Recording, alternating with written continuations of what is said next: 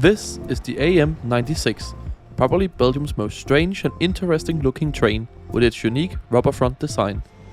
But what's the benefit of this design over a more conventional front design?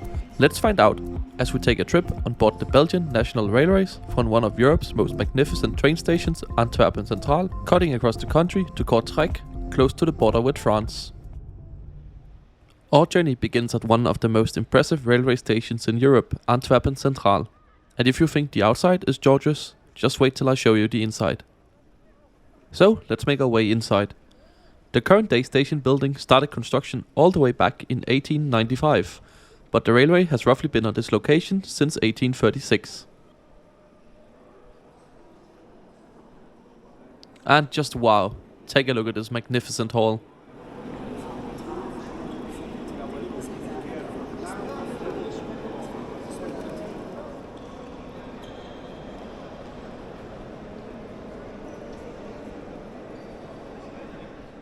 And the main entrance hall is far from the only impressive thing about this station, as the engineering behind the platforms here is truly crazy.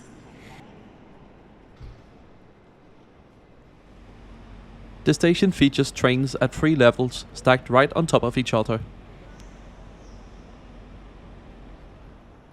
All visible from the grand opening in the middle, where you can see the tracks at the bottom, the middle, and on top.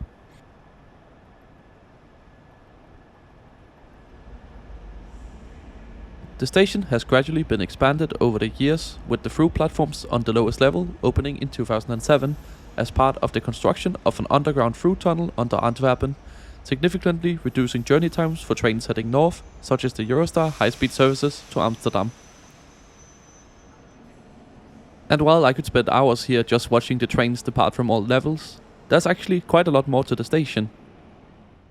For instance, just south of the platforms you can see this impressive viaduct taking the trains into the upper level platforms. And the much more modern and less impressive southern entrance to the station. And even here you'll find a children's amusement park located inside the station. And as you'd expect from a station of this size, you can find everything from car rental offices, various shops and food outlets, as well as a few ticket offices. As is common in Europe, the toilets are paid, unfortunately.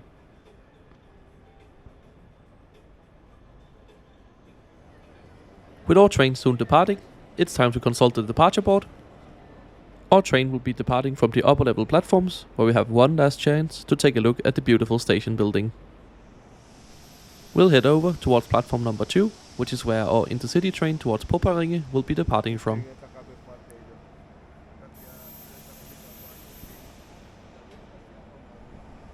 Am I the only one who thinks these massive old school electronic departure boards are one of the most iconic features of the Belgian railways? A little over 10 minutes before departure time, our train makes it slowly into the platform.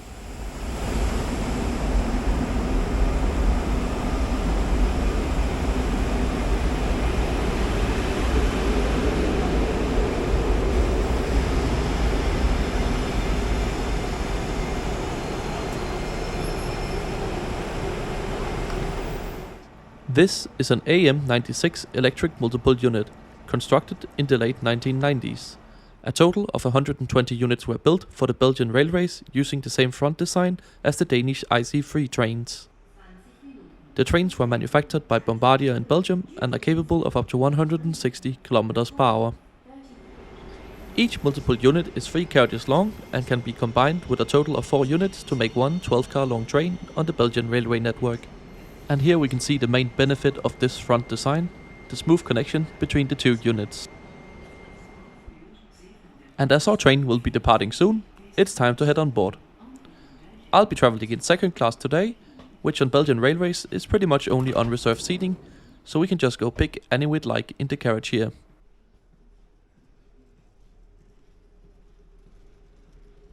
I ended up choosing this airline style seat towards the middle of the carriage.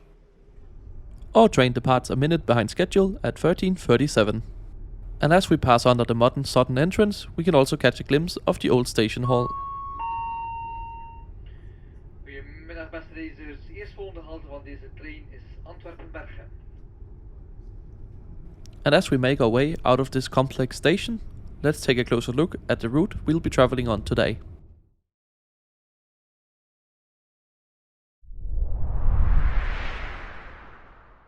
We are catching Intercity 713 towards Poperinge and Lille-Flanders.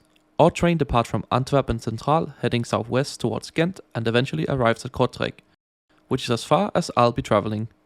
This is the distance of 106 kilometers, covered in 1 hour and 25 minutes, giving the train an average speed of 75 kilometers per hour.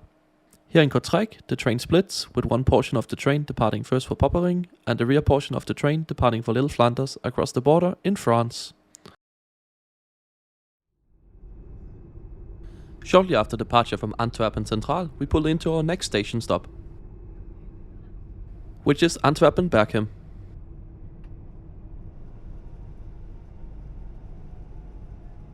This is an important shoulder and junction station, and before the opening of the tunnel through Antwerpen Central, this was the main calling point for the Thalys, now Eurostar, high-speed services to Amsterdam and Paris.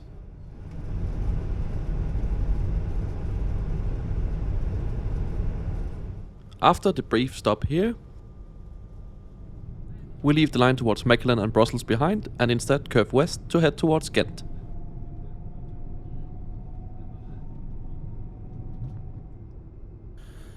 As a faster intercity service, we skip many of the smaller suburban stations, and having left the city behind, why don't we go take a look at the train's interior. We'll start in the frontmost carriage, which is second class and comes in this expected 2+2 layout.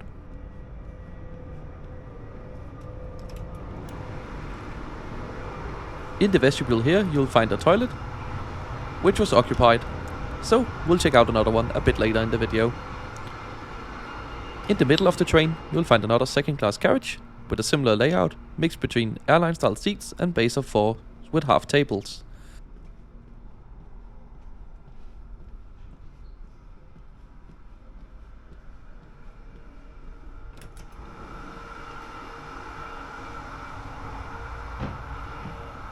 And finally, in the last carriage, we'll find first class. Similar seats to second, but just a bit wider, and obviously in a 1+2 layout instead. Towards the front here is where we'll find the staff compartment, as well as the bike space.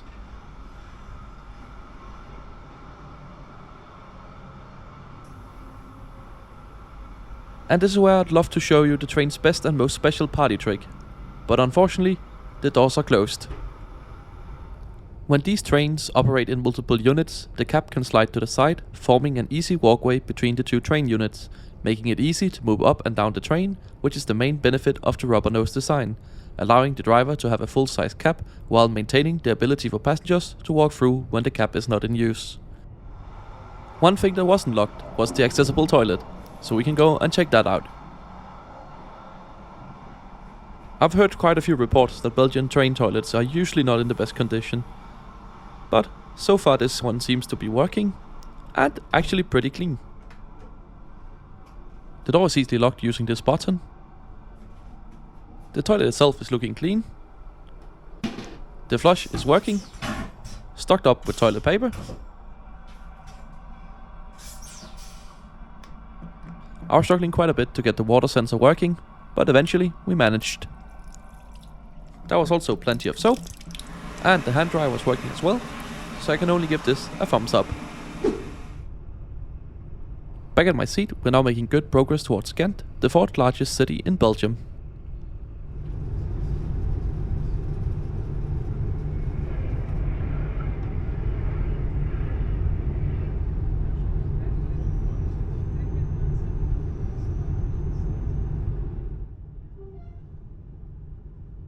One thing I find quite interesting about Belgium is that on one hand you can have major cities having quite run-down stations on one side, and then look out the window on the opposite side and there's a brand new massive new station building under construction. Departure from Ghent is a few minutes behind schedule, and we'll now enter the final part of our journey today. On this part of the line, our train can actually reach its maximum speed of 160 km per hour. And as that means we'll reach our destination fairly soon, we still gotta do a seat check. The seats themselves are fairly basic. At every seat you'll find a bin, as well as a footrest, a nice big tray table, which was still fairly sturdy. However, that's about it. There's a small armrest, but not in the middle. The seats themselves are very comfortable, very soft and with a good amount of padding. But there's no power outlets or any other modern features. So, the train is showing its age, but it's probably good enough for these 1 to 2 hour journeys. It is worth noting that there are a few inconveniently placed power outlets in the train if you really need it. Big thanks to one of my Twitter followers for pointing this out to me. So while the trains are not amazing by any standards, and could probably do with an interior refresh, it's a comfortable, quiet train that's pretty good for secondary, less busy intercity services in Belgium.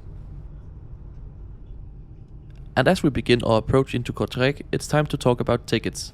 Belgium has a pretty good deal for people under 26, where you can travel between any 2 stations on the Belgian railway network for €7.5.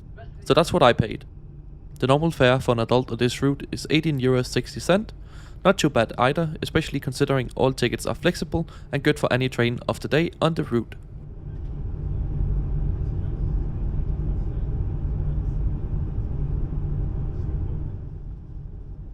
And with an on-time arrival, there's not much to complain about. And as mentioned earlier in this video, this is the splitting point for our train, meaning the front half of the train will leave first for Poperinge,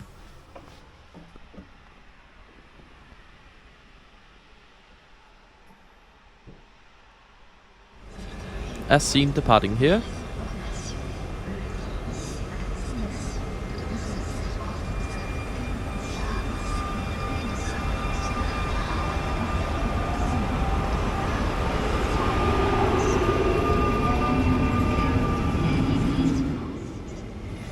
And left behind we have the portion to Lille. I hope you have enjoyed this video. If you have, make sure to subscribe to the channel, as I try to post a new one like this every Sunday. You can also follow me over on Twitter at IntercitySimon. I usually post live from my travels over there, so it's a great place to get a sneak peek at what videos might be coming to the channel in the future. Thanks for watching.